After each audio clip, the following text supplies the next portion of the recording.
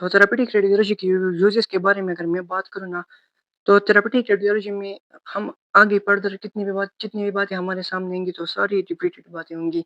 अगर हम हर एक स्लाइड में देखेंगे तो हम ये बातें सारी रिपीट होंगी क्योंकि थेरेपेटिक रेडियोलॉजी में हमारा जो काम है वो एक कैंसर सेल के साथ होता है या एक ट्यूमर के साथ। इसको हमने किल करना होता है या इसकी साइज़ को हमने श्रिंक करना होता है या इसकी ग्रोथ को हमने रोकना होता है। तो ये सारी बातें हमारे पास रिपीटेडली आएँगे। तो थेरेपेटिक रेडियोलॉजी की यूजेस की अगर मैं बात करूँ ना तो थेरेपेटिक रेडियोलॉजी हम इसमें एक ट्यूमर की साइज़ को हम क्या करेंगे या तो हम इसकी साइज़ को श्रिंक करेंगे या फिर इसको हम किल करेंगे या फिर इसकी ग्रोथ को हमने क्या करना होता है, इसकी ग्रोथ को हमने रोकना होता है। तो ये इसके लिए हमारे पास थेरेपेटिक रेडियोलॉजी यूज़ होती है। तो जब हम एक टिश्यू से या एक सेल से रेडिएशन पास करते हैं, तो इसमें हमने जो कैंसर के सिम्पटम है, उसको हमने रिलीव करना होता है। कि वो सिम्पटम इसकी वजह से जो पेन होता है, उसको हमने कंट्रोल करना होता है कि उसकी वजह से पेन ना हो या फिर मल्टीपल कंडीशन होती है, मल्टीपल सिम्पटम आते हैं, उसको हमने क्या करना होता है, हमने रिलीव करना होता है। तो रेडियोथेरेपी हम सर्जरी से पहले भी परफ़ॉर्म करते हैं। तो जब हम सर्जरी से पहले एक ट्यूमर को श्रिंक करेंगे या इसकी साइज़ को अ, उसकी ग्रोथ को हमने रोकना हो या इसको हमने किल करना हो तो उसको हम कहते हैं न्यू एडजुवेंट थेरेपी। तो न्यू एडजुवेंट थेरेपी में हमने सर्जरी से पहले एक ट्यूमर की साइज़ को श्रिंक करना होता है या इसको हमने ट्रीट करना होता है। तो इसको हम कहेंगे न्यू एडजुवेंट थेरेपी। अब अगर सर्जरी परफ़ॉर्म हुई हो, इसमें कोई रिमेनिंग कैंसरस सेल वहाँ पे रह गए हों, तो इसके लिए जब हम रेडियोथेरेपी करेंगे कि वो रिमेनिंग सेल को हम डिस्ट्रॉय करें, तो उसको हम कहते हैं एडजुवेंट थेरेपी। या फिर रेडियोथेरेपी को हम उसी कंडीशन में भी यूज़ करते हैं अगर रिकरेंट कैंसर हो। तो रिकरेंट कैंसर को ट्रीट करने के लिए अ, हम रेडियोथेरेपी को यूज़ कर सकते हैं। और जैसा कि मैंने स्टार्ट में ही पढ़ा था कि रेडियोथेरेपी के ज़रिए हमने जो बिनाइन ट्यूमर हो, उसको हम ट्रीट करते हैं, उसको हम डिस्ट्रॉय कर सकते हैं, बिल्कुल ख़त्म कर सकते हैं थ्रू द रेडियोथेरेपी। लेकिन अगर इसमें हमने पढ़ा था कि मैलिग्नेंट केस को हम क्या कर सकते हैं, उसको हम पैलिएटिव केस भी बोलते हैं, पैलिएटिव केस। तो पैलिएटिव केसेस को हम रेडियोथेरेपी के ज़रिए इसके सिम्पटम को हम ओनली रोक सकते हैं। किसी अगर मैलिग्नेंट केस आ जाए, मैलिग्नेंट कंडीशन तो मैलिग्नेंट के कंडीशन में हम क्या करेंगे कि मैलिग्नेंट कंडीशन में हम अ, कैंसर को कैंसर के था सिम्पटम को आप सिर्फ खत्म करेंगे कि इसके सिम्पटम खत्म हो जाए। हम ओवरऑल कैंसर को खत्म नहीं कर सकते क्योंकि वो तमाम बॉडी पार्ट्स में स्प्रेड हुए होते हैं, उसको खत्म करना हमारे लिए मुश्किल होता है। तो जब हम रेडिएशन बॉडी से पास करेंगे, मैलिग्नेंट कैंसर के जो सिम्पटम होते हैं, उसको हम सिर्फ खत्म करेंगे। तो वो ट्रीटमेंट जो कि मैलिग्नेंट केस के लिए यूज़ होती है, उसको हम कहेंगे पैलिएटिव ट्रीटमेंट। तो पैलिएटिव ट्रीटमेंट हम कौन-सी ट्रीटमेंट को कहेंगे जिसमें हम रेडिएशन के ज़रिए लेकिन ट्यूमर के सिम्पटम को ख़त्म करेंगे। बाकी हम ट्यूमर को ख़त्म नहीं कर सकते लेकिन उसके सिम्पटम को हम सिर्फ़ कम करेंगे।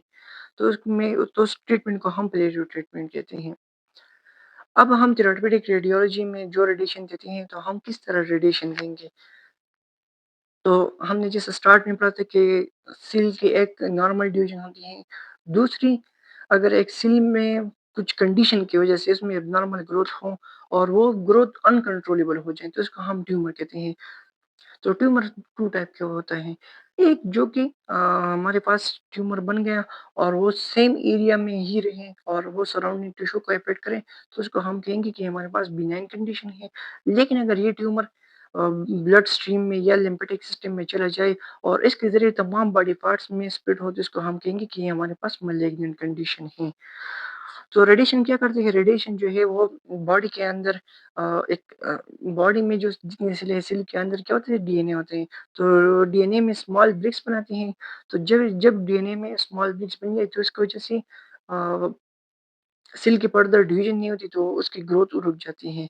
तो रेडिएशन के ज़रिए हम डीएनए में स्मॉल ब्रिक्स बनाते हैं या फिर रेडिएशन के ज़रिए हम एक सेल को और ग्रोथ से रोक सकते हैं और इसके डिवीजन को हम रोक सकते हैं और उस सेल को हम डायरेक्टली किल भी कर सकते हैं।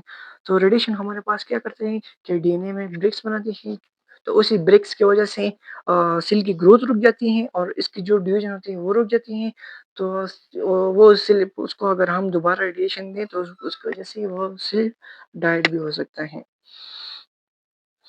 और जब हम रेडिएशन देंगे तो ज़ाहिर-सी बात है तो रेडिएशन तो हम रोक नहीं सकते, तो इसमें जो नॉर्मल सेल्स होती हैं वो भी किल हो सकती हैं। तो रेडिएशन की वज़ह से हमारे पास जो सराउंडिंग टिश्यू हैं वो भी अ, इफ़ेक्ट होंगे, लेकिन कुछ सेल जो है वो रिकवर हो जाती है, लेकिन ज़्यादातर केसेज़ में जो सराउंडिंग टिश्यूज़ है वो भी डाइड होती है थ्रू ड्यू टू रेडिएशन। तो अब हम ये देखते हैं कि हमारे पास ये एक नॉर्मल सेल ग्रोथ है। तो नॉर्मल सेल ग्रोथ में अगर नॉर्मल सेल में कहीं एरिया पे क्या हो जाए, अगर एब्नॉर्मल डिवीजन स्टार्ट हो जाए और ये एब्नॉर्मल डिवीजन ये हमारे पास अनकंट्रोलेबल रह जाए, तो इसको हम कहेंगे कि हमारे पास ट्यूमर फॉर्म हुआ। और ट्यूमर कितने टाइप के हैं, एक बिनाइन कंडीशन और दूसरा मलिग्नेंट। बिनाइन कौन सा था कि सेम एरिया पे ट्यूमर रह जाए तो इसको हम बिनाइन कंडीशन कहेंगे। और मलिग्नेंट कौन सा था कि ये ब्लड स्ट्रीम में या थ्रू लिम्फेटिक सिस्टम में तमाम बॉडी पार्ट्स में स्प्रेड हो जाए तो उसको हम मलिग्नेंट कहेंगे। तो हम जब रेडिएशन देंगे तो रेडिएशन के ज़रिए क्या होगा कि डीएनए में डिफरेंट एरिया पे ब्रेक्स आएँगे, स्मॉल ब्रेक्स। तो इसी एरिया पे हम डीएनए क्या होगा, वो ब्रेक होगा। तो जब डीएनए ब्रेक हो जाए तो इसकी वजह से डीएनए वो सेल की डेथ होती है। तो वो सेल क्या होगा, वो सेल डाई होगा। ये हमारे पास एक सेल था बिफोर रेडिएशन, अब ये हमारे पास सेल है आफ्टर रेडिएशन की। इसकी वजह से डीएनए जो है वो ब्रेक हो गए। फिर इसके बाद क्या होगा कि ये सेल डाइड होगा, इसकी डेथ होगी। अब थेरेपेटिक रेडियोलॉजी का गोल के बारे में हम बात करेंगे कि what is the goal of therapeutic radiology. तो रेडियोथेरेपी का गोल यही है कि हम एक कैंसरस सेल को क्या करें, कैंसरस सेल को हमने रोकना है कि बॉडी में इसकी स्प्रेड ना हो। इसी कैंसरस सेल को हमने क्या करना होगा, या तो श्रिंक करना होगा, या फिर उसकी ग्रोथ को हमने रोकना होगा, या फिर इसको हमने बिल्कुल ख़त्म करना होगा। किसको हम डिस्ट्रॉय करें। तो यही थेरेपेटिक रेडियोलॉजी का गोल है कि हम एक कैंसर सेल को क्या करें, अर्ली स्टेज में ही हम कैंसर सेल को क्योर कर सकें या इसकी साइज़ को हम श्रिंक करें, या फिर इसको रिकरेंस की जो कैंसर है इसको हम क्या करें, रोकें कि कैंसर क्या हो, रीअकर ना हो। तो हमने इसके लिए रीअकरेंस को रोकना होगा, या फिर एडवांस स्टेज में अगर ये चला जाए, जिस तरह हमने पढ़ा कि ये मैलिग्नेंट केस है, तो मैलिग्नेंट केस में हमने क्या करना होगा, इसके सिम्पटम को ट्रीट करना होगा, या फिर उस कैंसर सेल को हमने रेडियोथेरेपी के ज़रिए ट्रीट करना होगा जो कि रिकरेंट हो। पहले अगर इसकी सर्जरी परफ़ॉर्म हुई हो या कोई हमने रेडियोथेरेपी परफ़ॉर्म की हो, इसके बाद ही अगर कैंसर सेल दोबारा अगर हो जाए, तो उसको हम थेरेपेटिक रेडियोलॉजी में ट्रीट करेंगे। तो ये थेरेपेटिक रेडियोलॉजी की गोल है कि हम रेडियोथेरेपी के ज़रिए एक सेल को श्रिंक करें, या फिर उसकी ग्रोथ को हम रोकें, या उसी कैंसर सेल को हम डिस्ट्रॉय करें, या अगर कहीं पे एक कैंसर सेल रीअकर हुआ हो, तो उसको हम थ्रू रेडियोथेरेपी ट्रीट करें।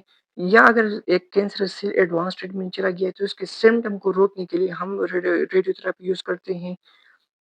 या फिर वो कंडीशन जहाँ पे हमें लग रहा हो कि कैंसर सेल दोबारा अगर होगा, या फिर दोबारा अगर हुआ है तो उसी कैंसर को ट्रीट करने के लिए हम रेडियोथेरेपी यूज़ करते हैं।